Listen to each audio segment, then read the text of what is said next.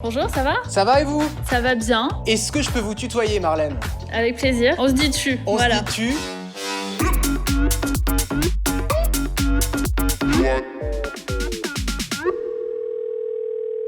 T'es où? Tu fais quoi, Marlène? Je suis dans le ministère de l'Intérieur et je vais aller dans mon bureau. D'accord, donc là, en fait, on est dans l'antichambre. C'est ça.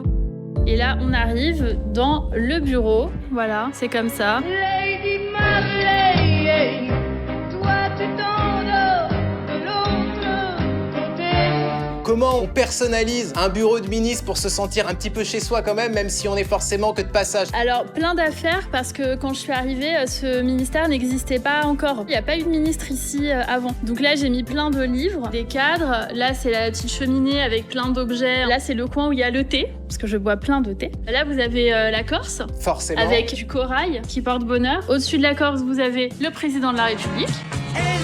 Élisez-moi, on est heureux comme ça. Ah, c'est obligatoire, ça, on peut pas y déroger. Ah bah c'est mieux. C'est comme dans les mairies, voilà, c'est quelque chose de symbolique et d'institutionnel. Et puis moi, personnellement, je me suis engagée en politique pour et avec Emmanuel Macron. C'est lui qui m'a nommée. Pendant la campagne, j'ai commencé à constituer un cabinet pour être prête au cas où je sois nommée. Tu nous montrais ces objets un petit peu personnels qui t'accompagnent. Si tu devais en choisir un, celui auquel t'es le plus attaché ou celui qui te raconte le mieux, ce serait lequel? J'hésiterais, si je devais en choisir un seul, entre cette affiche des monologues du vagin que j'ai jouée avec Roselyne Bachelot au profit d'une association. Chérie, caresse-moi le vagin. On peut aussi nous parler de nos vagins, c'est pas sale. Il y a cet arbre de la paix qui m'a été offert par l'imam Chalgoumi devant le mémorial de la Shoah. Dans ce bureau, est-ce que tu passes beaucoup de temps? Le moins de temps possible. Quand on est ministre, le meilleur bureau, c'est le terrain. Mais le matin, la journée commence par un passage dans le bureau. Il y a beaucoup de dossiers, de parapheurs, etc. Montre-nous un petit peu. Alors je regarde s'il n'y a rien de confidentiel. Là, il y a l'agenda, la presse, des courriers qui me sont envoyés. Et le monsieur que j'ai aperçu derrière toi, c'est qui? Le monsieur derrière moi, c'est Yenad. C'est mon conseiller. Bonjour, c'est ton conseiller à la communication? Ouais, exactement. J'ai 12 membres de cabinet. C'est très important de pouvoir échanger et se reposer aussi sur leurs avis. Par exemple, moi, mes conseillers m'ont conseillé de répondre à tes questions. Voilà, j'ai suivi leur avis. Et il y a la personne qui est là et qui gère la caméra qui me la recule. Et c'est ce que me fait ma fille quand je prends des selfies. Elle me dit à chaque fois, tu prends des selfies comme une daronne, en haut et en penchant. Et en fait, nous, les gens normaux, on met le truc comme ça. Voilà, donc j'essaye de le mettre normalement. C'est toi ta propre réalisatrice. Alors moi, je vais le faire comme ça. Donc, si ta signature, c'est ça nous va très bien. Marlène, on va, si tu veux bien, activer le mode conversation privée. Marlène, les gens qui t'aiment bien te décrivent en général comme une combattante, ceux qui t'aiment moins comme quelqu'un qui cherche à occuper le terrain médiatique à tout prix. Moi, la question que j'ai envie de te poser, c'est à quoi ça sert la polémique en politique? Ça permet de faire avancer les choses. Regardez sur les violences conjugales, j'ai passé un temps incroyable à porter ce combat culturel dans les médias, à utiliser le mot de féminicide qui n'était pas utilisé à l'époque, à dire que c'était pas des faits divers, que c'était un sujet vraiment important, grave. Et je pense que j'ai réussi à mettre ma pierre à l'édifice avec d'autres, bien sûr, pour faire bouger les lignes sur ce sujet. Si j'avais pas porté ce combat dans les médias, peut-être que ce serait fait différemment. Toi, tu assumes le fait de cliver, peut-être parfois de choquer pour faire avancer des idées? Il y a des polémiques qu'on subit parce qu'on est quand même dans un système qui a été construit par des hommes et pour des hommes essentiellement. Et donc quand on est une femme qui vient de la société civile et jeune, comme c'était mon cas relativement quand j'ai été nommée, forcément ça choque et on fait un peu bouger les lignes. T'as été la première femme politique à débarquer chez Cyril Hanouna pour parler autrement de politique à la télévision. Qu'est-ce que Cyril Hanouna a compris de la société française que les journalistes politiques traditionnels, on va dire, n'ont pas compris? Je suis allée plus de fois sur les plateaux de France Culture que sur le plateau de Cyril Hanouna. Or, jamais, dans aucune interview, on ne me dit alors comment ça se passe, est-ce que c'est bien France Culture, etc. Pourtant, tous les responsables politiques ne vont pas non plus sur France Culture.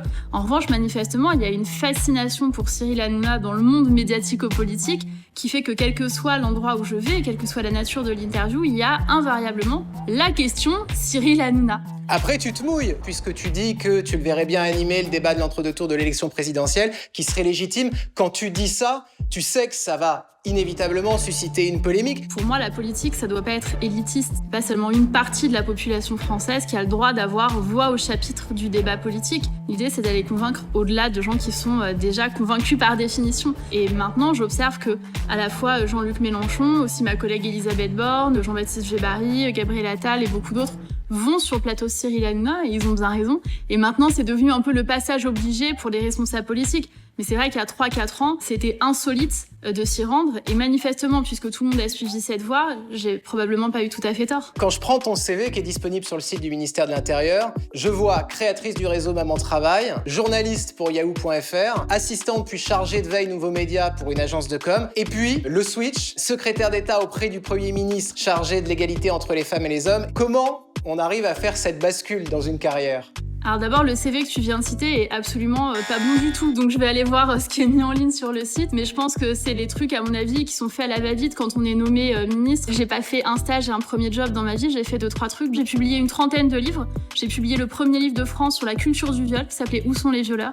J'ai publié le premier livre de France sur le concept de plafond de mer, que j'ai co-créé, qui définit la manière dont la maternité impacte la carrière des femmes et sur l'égalité professionnelle. Je suis devenue experte pour la Fondation Jean Jaurès. J'ai été élue maire adjointe, chargée de l'égalité femmes-hommes. Et ensuite, je me suis engagée avec Emmanuel Macron pendant la campagne. En 2017, Marlène, t'avais déclaré que la plus grande qualité du président, c'était, je sais pas si tu te souviens. Dis-moi. La plus grande qualité du président, je dirais son épouse. Ah oui, j'ai dit ça. Est-ce que tu dirais encore ça aujourd'hui ? J'adore Brigitte Macron, je m'en cache pas. C'est pas de la flagornerie ou je ne sais quoi, c'est juste que la personnalité de Brigitte Macron est absolument incroyable. Je trouve qu'elle dit beaucoup dans ce que peut être la liberté d'une femme, puisque c'est une personne qui a fait des choix de vie qui ont été guidés par la liberté et par l'affirmation de ses désirs. En 2022, la France pourrait avoir pour la première fois une femme présidente. Ils sont là, ils sont dans les campagnes, dans les villes. Je parlais de ils sont sur les réseaux sociaux.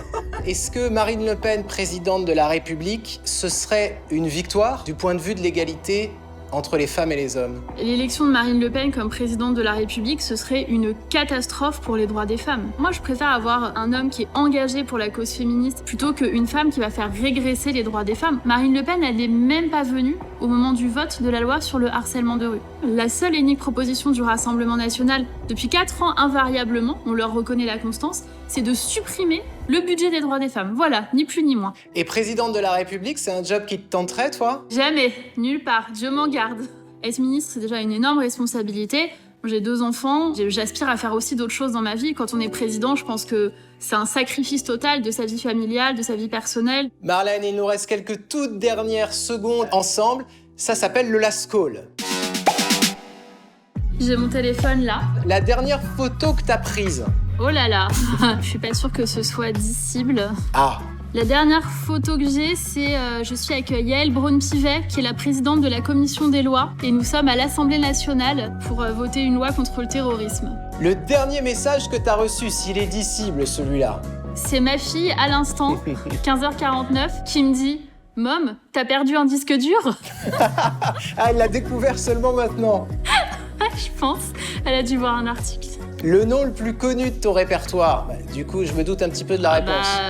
Le président de la République. Tu l'appelles souvent ? Non, je suis pas très téléphone. J'ai toujours peur de déranger les gens quand je les appelle. Mais j'envoie beaucoup de textos. Le son que t'écoutes en boucle en ce moment. En sonnerie de réveil, j'ai le générique d'une série qui s'appelle Unbreakable Kimmy Schmidt. Voilà, c'est ça.